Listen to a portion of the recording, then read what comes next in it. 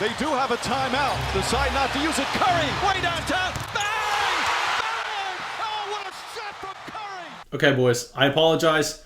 I meant to tell y'all that I was going to do this in the video yesterday, but I completely forgot, and we went and did it anyway, where we just sent out that tweet that we do pretty much every week, where we go, hey, reply to this tweet with screenshots of your fantasy basketball roster, and we will go down there and try to get to as many as we can for the video tomorrow.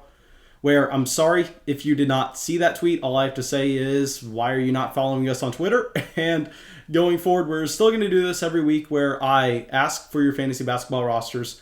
We go over them. I talk about some players that maybe I'm looking to move, some players that I think would be intriguing trade targets for a roster like this. But yeah, that should be it. Go follow us on Twitter so y'all don't miss this. And of course, I do this all the time over on Patreon where people support the channel, where I go through and I do these team breakdowns. It's not going to be in a video format because I like to sit there and I like to really dive into it for like 30 minutes to an hour and just writing it up kind of like an essay format. So if you sign up on Patreon, want to support the channel and want your team broken down like this, I'm sorry, it's probably not going to be as enjoyable as a video. If you DM me, say, hey, don't get me the write-up, just make it as a video later on. I can definitely do that for you. But yeah, you're going to be reading a whole lot because I'll have a lot to say about your team. But anyway, go down there, drop a like, leave a comment, subscribe to the channel. Well, that's it. Let's dive into it.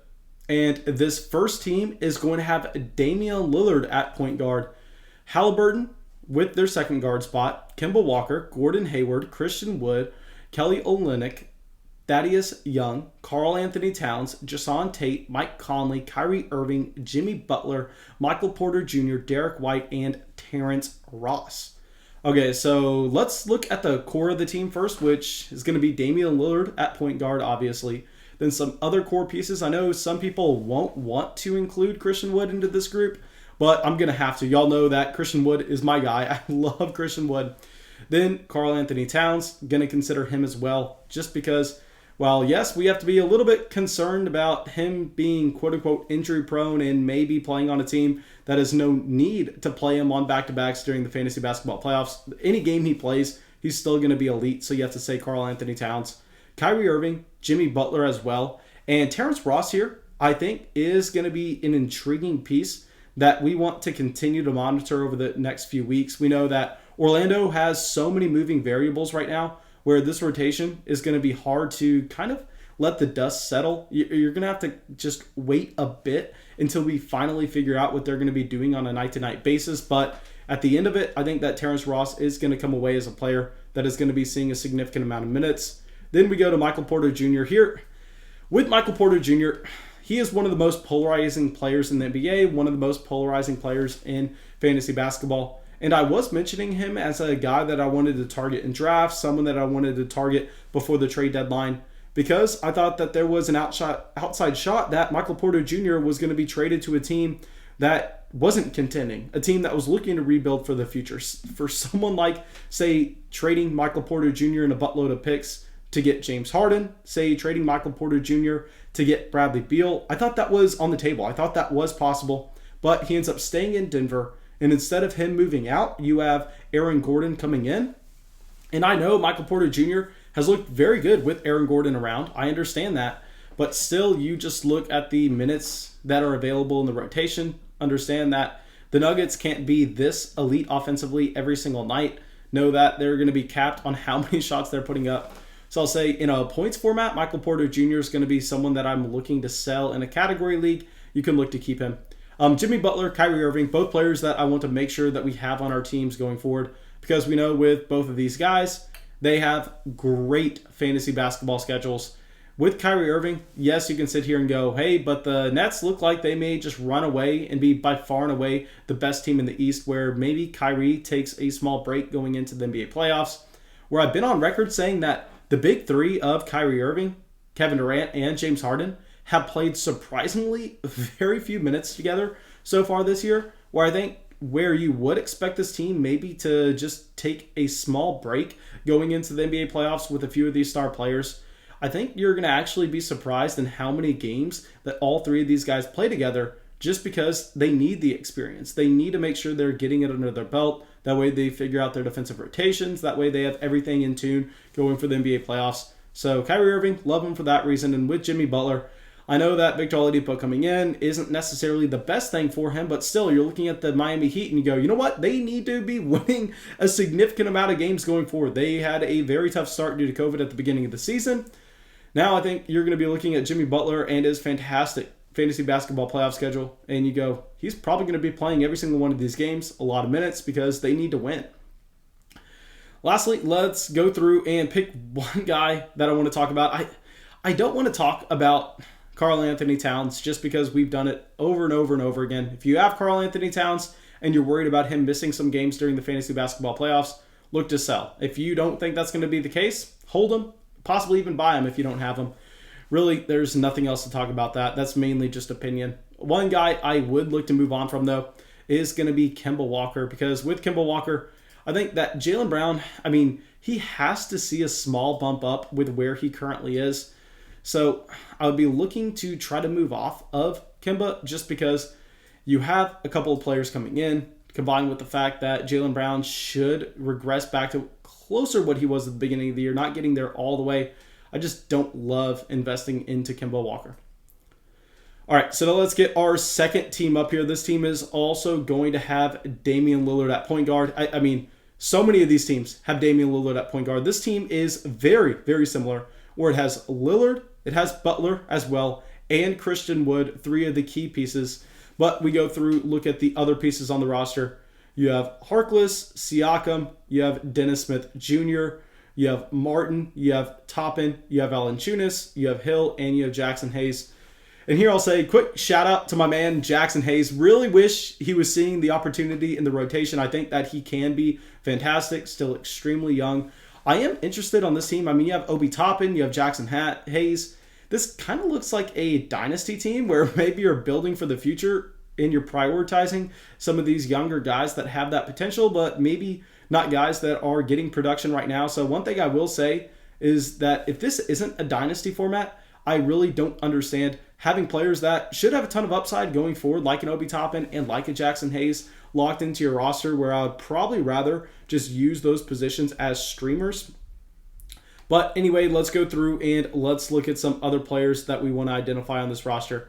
And real quick, just because Dame Lillard is on so many of these teams, I guess we can dive into him. I know that we've talked about him recently with the trade of Norman Powell to the Trailblazers, but still here with Damian Lillard, I want to continue to say it. Yes, he is a top 3 player in the case for MVP this year. I think you have Jokic, you have Dame Lillard, and you have James Harden. I think that whatever order you want those 3 guys, you can have them.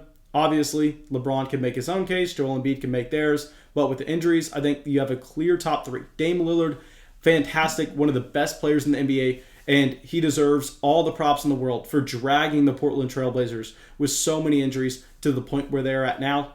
But still, we're looking at Damian Lillard and we're going, hey, CJ McCollum coming back. Playing more minutes every single night. Norman Powell coming in. We know Norman Powell's a little bit more of that off-ball player, but still, he can help this team offensively. Then you also have Nurkic coming back. So with all these players being added to the rotation, this doesn't take anything away from Damian Lillard, except for his field goal attempts, his usage rate, and his minutes. Because Dame has played so many games this year, and he's averaging like 36 minutes a night, to the point you go, hey, he's not Luka. He is not 22 years old. I believe Dame's 29, 30 at this point.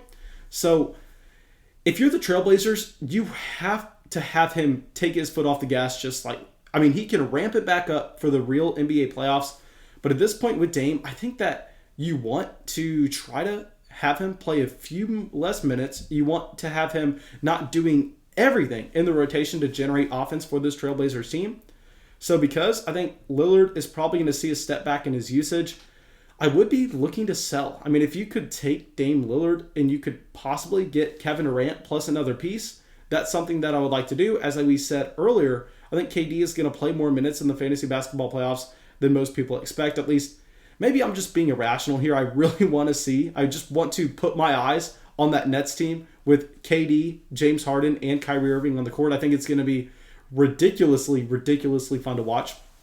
But anyway, if you could possibly go out there, and something else you could actually do that may make way more sense for this roster is trade Dame Lillard for Bam Adebayo plus another player, because we know that with Bam Adebayo, he also has that fantastic Miami Heat playoff schedule, and you'd be getting the stack of Jimmy Butler and Bam on the same team. So you go, hey, we have two players that are guaranteeing us 4 games played during the fantasy basketball playoffs. They are also guys that are going to be at the top of almost every single category. So if you could make a trade like that, where possibly you trade, just say Dame Lillard, and then you throw in Victor Oladipo, and then you try to get back Bam Adebayo in the best guard you can, I think that would be something that we would be interested in. All right, so let's get our next team up here. And this team is absolutely stacked. I don't have it written down. I believe that this is an 8-man league, though.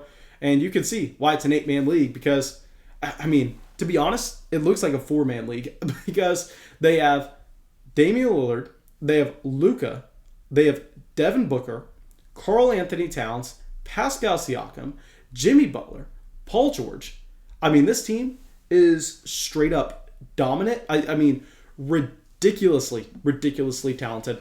And this is the type of roster, this is the type of league format where everything that you do, every move that you make, you need to be trading 2 players for 1, because depth doesn't matter at all. I mean, this could be a 6, this could be an 8-man league, and you are clearly seeing that when the worst player on your team is going to be like a Kelly Olynyk, you really are going to have a ton of options on the waiver wire. So when you're seeing a league like this, I am wanting to just trade 2 studs for a star. Like, I would love to make a trade like this, trade Devin Booker and Karl Anthony Towns, and go get a Nikola Jokic. Now, that's not something I would advise everybody to do. If you're playing in a 14, 16-team league, then no, maybe you want Devin Booker and Karl Anthony Towns together over Nikola Jokic. But when you're playing in such a shallow format, literally those top-end studs, that's all that's going to matter. So please try to go out there and try to get Nikola Jokic, because I think that could put this team from being dominant to being unbeatable. All right, so now let's get a team up that finally does not have Damian Lillard as their starting point guard. But you can tell how much we like Christian Wood, because every one of these teams that we're pulling up seems to have him. This team's going to be led off with Kemba Walker at point guard. I've already said why I'm looking to sell Kemba Walker. Then you have Zach LaVine, McDaniels, Randall, Brown, Smart, Wood, Capella, Clarkson, Boucher, Irving, Sexton, White, John Collins, and Kevin Durant. Okay, so first thing I want to address here is the fact that with both John Collins and KD on the IR coming back soon, I know this sounds obvious, but I want to make sure that everybody is doing this with their own rosters. Is when you know you're going to get these players back in a few weeks or any day now, what you want to be doing is before you have to activate them from the IR, you go, hey, we need to open up a roster spot. I'm going to have to cut a player regardless. And instead of going out there and cutting McDaniels, let's see if we can include him in a package to get the best player available. Let's see if we can take a Zach LaVine and a McDaniels and go out there and maybe get a Trae Young, even if that seems like it's a lateral move. If you're going to have to cut that player regardless, it could end up being good for your roster at the end of the day, because we know Zach LaVine in this instance is a player that has had some issues as of late. Nikola Vucevic coming in doesn't look like he's going to help him at all, where I know that Nikola should go through and he should draw some defensive attention away. But at the same time, you're going to see the overall volume go down for Zach LaVine. And LaVine has been much worse over the past 2 weeks than he was at the beginning of the year. So Zach LaVine, possibly a player that we are going to be looking to sell from this group. And if you can take one of those end of roster guys and package them together, because you're about to have to make space for John Collins and Kevin Durant anyway, I think that's something you look to do. Now, thank you guys. I really hope y'all enjoyed this video. I really hope y'all got something from it. As always, go down there, drop a like, leave a comment, subscribe to the channel. It helps us out a ton. And yeah, that's it. I'll see y'all with the video tomorrow.